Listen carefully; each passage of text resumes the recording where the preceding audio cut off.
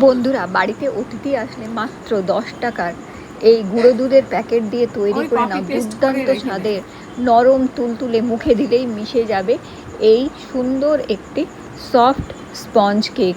হ্যাঁ বন্ধুরা, এটি বাচ্চাদের টিফিনেও দিতে পারবে এবং বাড়িতে অতিথি আসলে চা কফির সাথে দিতে পারবে। এটা মাত্র 10 মিনিট সময় লাগে তৈরি করতে এবং এটি গ্যাসের চুলাতেই তৈরি করে নিতে পারবে এই রকম সুস্বাদু নরম তুলতুলে একটি স্পঞ্জ কেক। তাহলে চলো ঝটপট দেখে নিই কীভাবে তৈরি করব মাত্র 1 প্যাকেট গুঁড়ো দুধ দিয়ে দুর্দান্ত স্বাদের এই। তো এখানে একটি বাটিতে আমি 10 টাকা দামের একটি গুঁড়ো দুধের প্যাকেট কেটে নিয়ে দিয়ে দিয়েছি। আর এখন আমি এখানে দিয়ে দিচ্ছি 3 চামচ চিনি। তো মিষ্টিটা তোমরা তোমাদের স্বাদ অনুযায়ী কম বেশিও করতে পারবে। আমি 3 টেবিল স্পুন চিনি দিলাম। আর এখন দিয়ে দিচ্ছি 1 চামচ এখানে টক দই।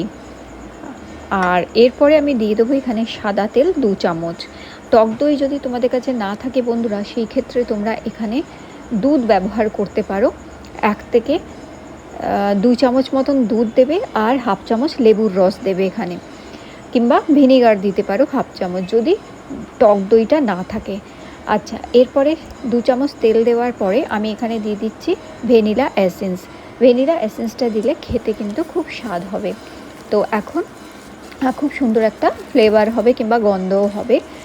আর এখন এটাকে খুব ভালো করে মিক্স করে নিলাম আমি। দেখো ঠিক এইভাবে স্মুথ করে মিক্স করে নিতে হবে। আর এরপর এখানে দিয়ে দিচ্ছি আমি প্রায় 1/2 কাপ মতন জল।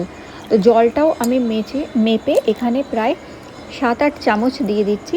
তো মোটামুটি ওই ছোটো কাপের 1 কাপ মতন জল হবে, কিংবা বড় কাপ যদি হয় 1/2 কাপ জল এখানে দিয়ে দিতে হবে। তো এখানে জলটা দিয়ে এবার ভালো করে মিক্স করে নিতে হবে।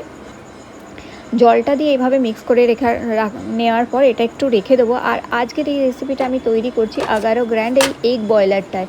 এটাতে ডিমই শুধু সেদ্ধ করা যায় না, এর মধ্যে নানান রকমের জিনিস কিন্তু তৈরি করা যায় বন্ধুরা। এটা খুব সুন্দর একটা জিনিস হচ্ছে, না গ্যাস জ্বালাতে হবে না কিছু।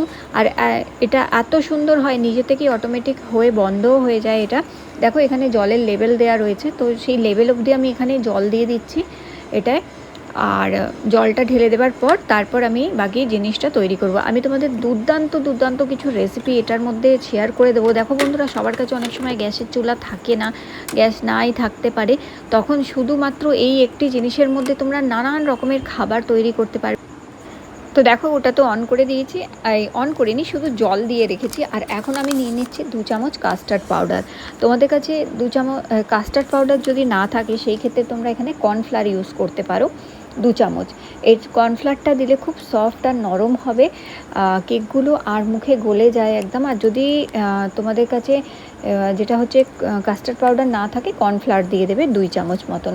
আর যদি হলুদ রং করতে হয় তাহলে রং দিতে পারো, এখানে হলুদ রং 2-4 ফোঁটা এখানে দিয়ে দেবে। এখন আমি দিয়ে দিচ্ছি দেখো ছোটো কাপের 1 কাপ ময়দা।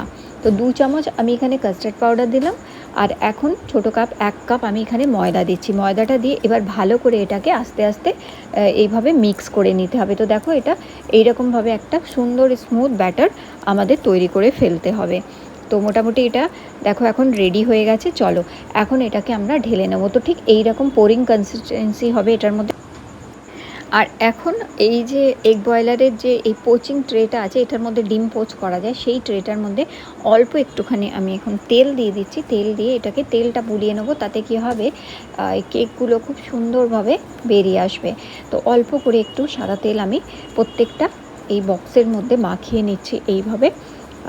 তো এটাই খুব সুবিধা হয় বন্ধুরা এগুলো করতে। আর তোমরা একবার ট্রাই করে দেখো। আচ্ছা হ্যাঁ, যাদের কাছে এই এগ বয়লারটা নেই, তারা তোমরা কি করবে, ছোট ছোট বাটি নেবে, ছোট ছোট বাটির মধ্যে একটুখানি তেল মাখিয়ে নিয়ে আর কড়ার মধ্যে জল নিয়ে তার উপরে কোনো থালা কিংবা কোনো ঝাঁঝরি বসিয়ে দিয়ে তার উপরেও বাটি বসিয়ে দিয়ে এগুলো ভাপাতে পারো। কিন্তু এটার মধ্যে দেখো এত সুন্দর তৈরি হয় জিনিসটা।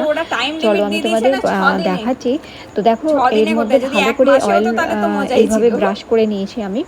আর এখন কি করব, যে ব্যাটারটা আমরা তৈরি করেছিলাম তার মধ্যে একটুখানি আমি কিশমিশ দিচ্ছি, তাহলে কিন্তু খেতে খুব ভালো লাগবে এটা। তো অল্প সামান্য একটুখানি কিশমিশ এর মধ্যে মিক্স করে নিলাম। আর কিশমিশটা পরে দেবে বন্ধুরা, ঠিক ঢালার আগে কিশমিশটা মিক্স করতে হবে। আর এইভাবে মিক্স করে নেওয়ার পরে এখন আমি দেখো এর মধ্যে দিয়ে দিচ্ছি ইনো পাউডার। তো 1 টিস্পুন আমি এখানে ইনো পাউডার মিক্স করছি। তো তোমাদের কাছে যদি ইনো পাউডার না থাকে তাহলে 1 চামচ বেকিং পাউডার এখানে দিতে পারো, আর যদি বেকিং পাউডারও না থাকে তাহলে হাফ ছোট চামচ এখানে খাবার সোডাও দিতে পারো।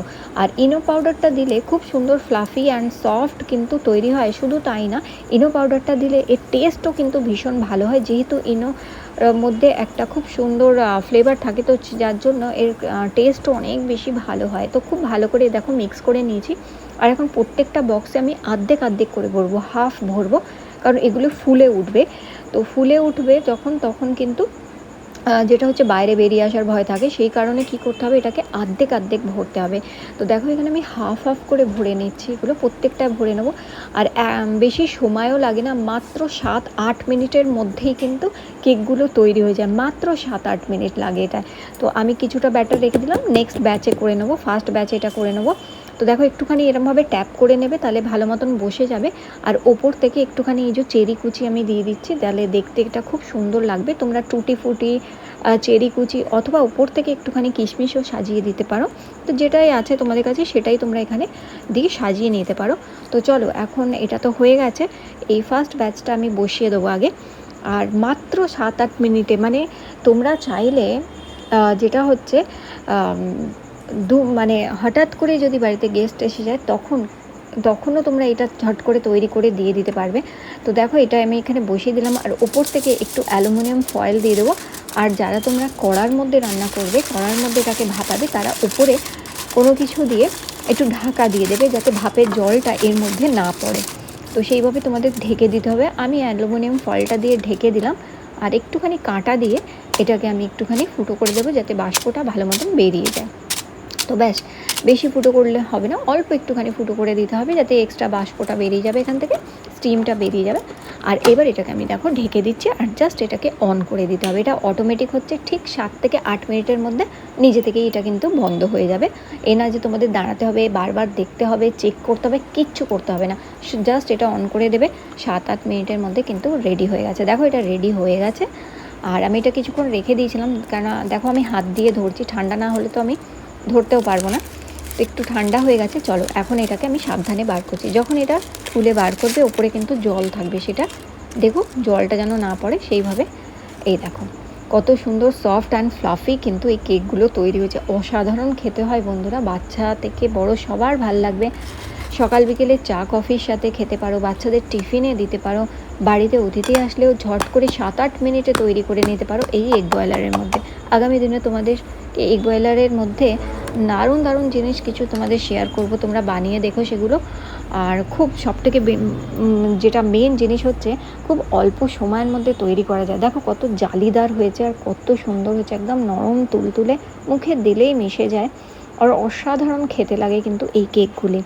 তো অবশ্যই তোমরা আজকের এই কেক রেসিপিটা ট্রাই করতে পারো, ভীষণ ভালো লাগবে খেতে বন্ধুরা। আর আজকের রেসিপিটি তোমাদের ভালো লেগে থাকলে লাইক দিয়ে আমার চ্যানেলটি সাবস্ক্রাইব করে রেখো। আগামী দিনে আবার তোমাদের সাথে কিছু রেসিপি শেয়ার করার আমি চেষ্টা করব। তাহলে আবার দেখা হবে নতুন একটি রেসিপির সাথে।